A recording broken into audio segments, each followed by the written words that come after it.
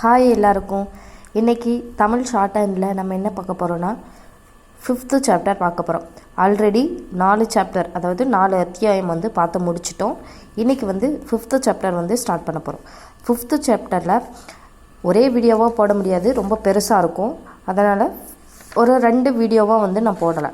First ஹாஃபில் என்ன பார்க்க போகிறோம் அப்படின்னா ஐ அவ்வு. ஓகேங்களா? இதுக்கு முன்னாடி உயிரெழுத்துக்களில் ஆலேருந்து ஆ ஏ உ இ அதெல்லாம் சொல்லி கொடுத்தேன். இன்றைக்கி என்ன பார்க்க போகிறோன்னா ஐ அவு. இப்போது ஒரு ஸ்ட்ரோக் இருக்குன்னா இந்த ஸ்ட்ரோக்கோட ஃபஸ்ட்டு பிளேஸில் இப்படி போட்டால் ஐ. சரிங்களா? பார்த்துக்கோங்க. ஃபஸ்ட் பிளேஸில் இப்படி போட்டால் ஐ.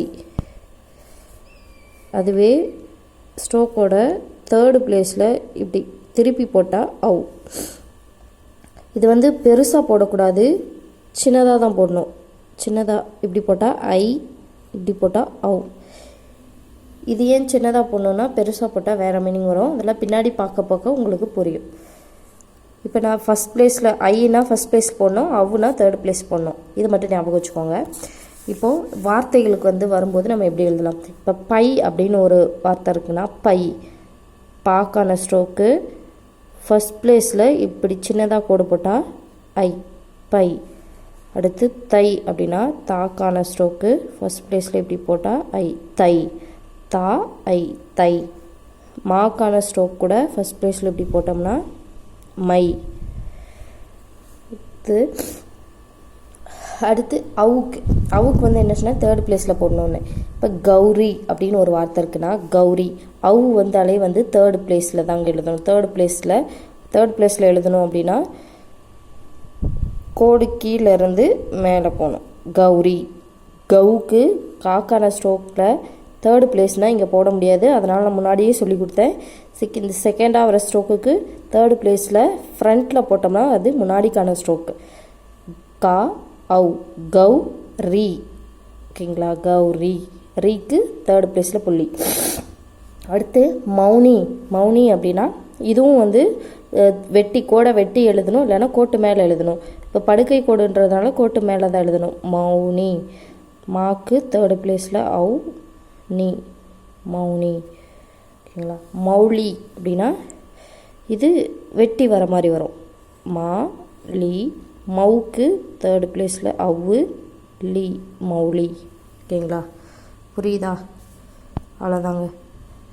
இது ஐ அவ்வு வந்தால் ஃபஸ்ட் பிளேஸில் 3rd பிளேஸில் போடணும். இது முடிஞ்சு.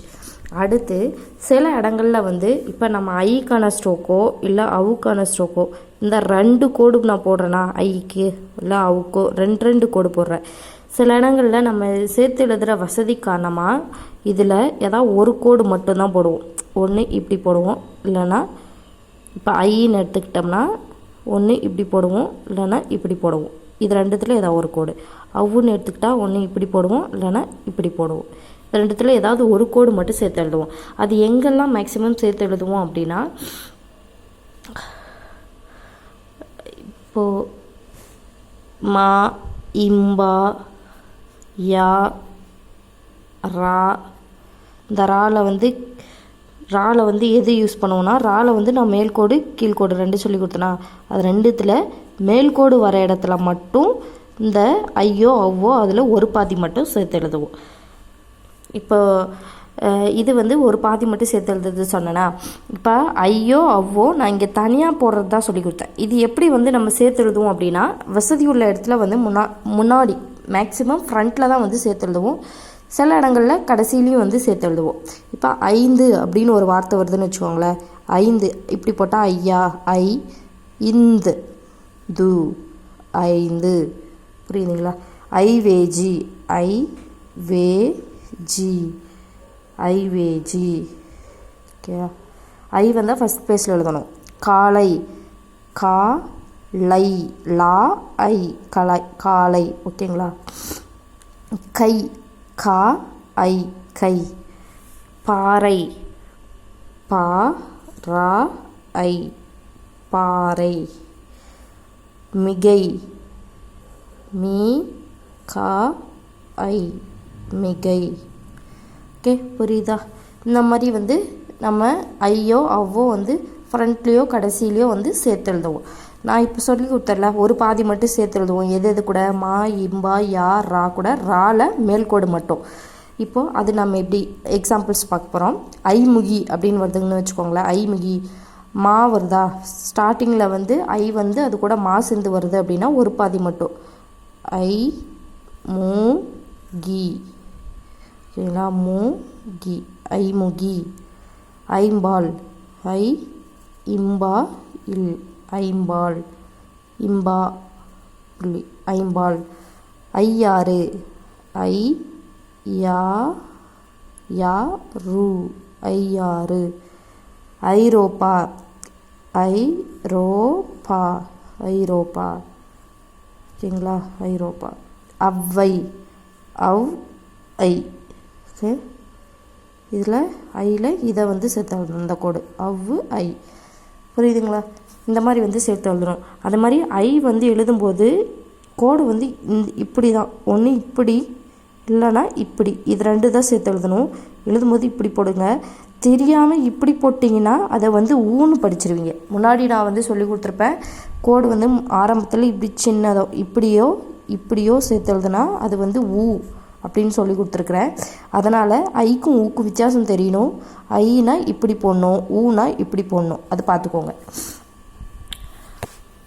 அடுத்து பேசேஜ் 14th பயிற்சி வந்து கொடுத்துருக்குறாங்க. இது வந்து நீங்கள் படித்து பார்த்து ப்ராக்டிஸ் பண்ணணும்.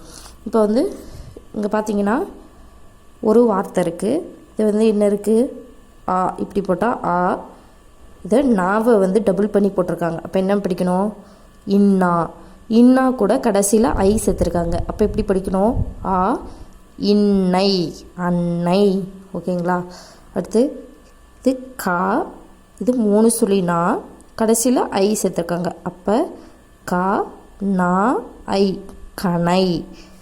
இது ஏ, இப்படி போட்டால் ஏ சொல்லி கொடுத்தேன்.